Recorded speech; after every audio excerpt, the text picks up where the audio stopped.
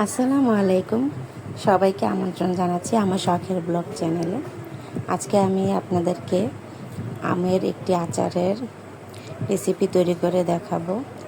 আর এই আমের আচারের নাম হচ্ছে বার্মিজ আচার বা আমের ক্যান্ডি।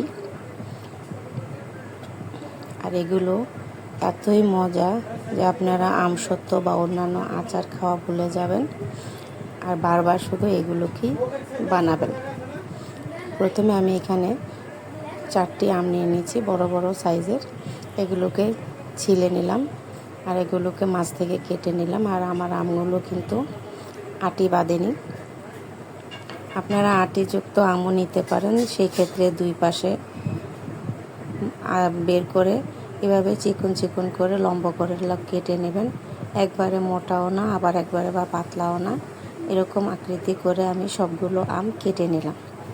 কাটার পর এগুলোকে ভালোভাবে ধুয়ে পরিষ্কার করে একটি স্ট্রেনারে দিয়ে দিলাম পানিটা ঝরার জন্য। অন্যদিকে আমি চুলায় পানি বসিয়ে দিয়েছিলাম। পানিটা যখন ফুটে আসবে ওই মুহূর্তে আমি আমগুলোকে দিয়ে দিব আর ঢাকা দিয়ে দিব 5 মিনিটের মতো। আমগুলো সিদ্ধ হবে না, আমগুলো শুধু কালারটা একটু চেঞ্জ হবে। আমি আপনাদেরকে একটা নামিয়ে দেখিয়ে দিচ্ছি। দেখতে পাচ্ছেন আমগুলো একবারে সিদ্ধও হয়নি, আবার কাঁচাও রয়নি, মিডিয়াম হয়েছে।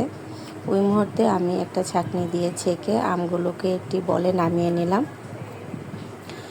আর এই গরম গরম অবস্থাতেই এর সাথে মিশিয়ে দিতে হবে মিষ্টি জাতীয় যে কোনো জিনিস, সেটা চিনি অথবা গুড়।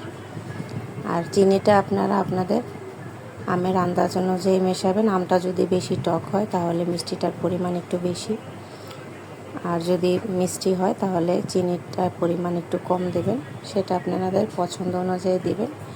আর এগুলো গরম একেবারেই, সেজন্য আমি একটি খুন্তি দিয়ে এগুলোকে নেড়ে চেড়ে চিনিটাকে মিশিয়ে দিচ্ছি উপর নিচ করে। আর এগুলোকে আমি ঢাকা দিয়ে দেব সারা রাত্রের জন্য। আর যদি দিনের বেলা আপনারা দেন, মিনিমাম 6 থেকে 7 ঘন্টা আপনারা রেখে দেবেন। আর রাখার পর এই চিনিগুলো এমনি গলে যাবে আর আমের ভিতরে এর রসটা প্রবেশ করে যাবে। দেখতে পাচ্ছেন আমরা এইভাবে চিনিগুলো কিভাবে গলে গেছে।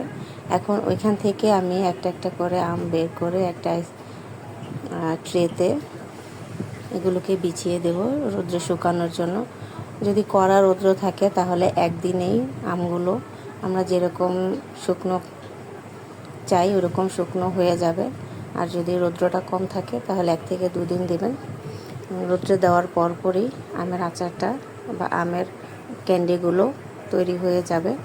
আর এই ক্যান্ডিগুলোকে এই মুহূর্তে আপনারা চাইলে ঝাল মশলা দিয়ে মেখে খেতে পারেন, অথবা চিনি ব্লেন্ড করে চিনির গুঁড়োর সাথে মিক্স করে নিতে পারেন।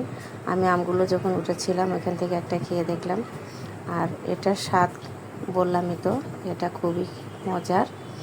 এটা খেলে আপনারা অন্যান্য আচার খাওয়া ভুলে যাবেন। সবাইকে ধন্যবাদ।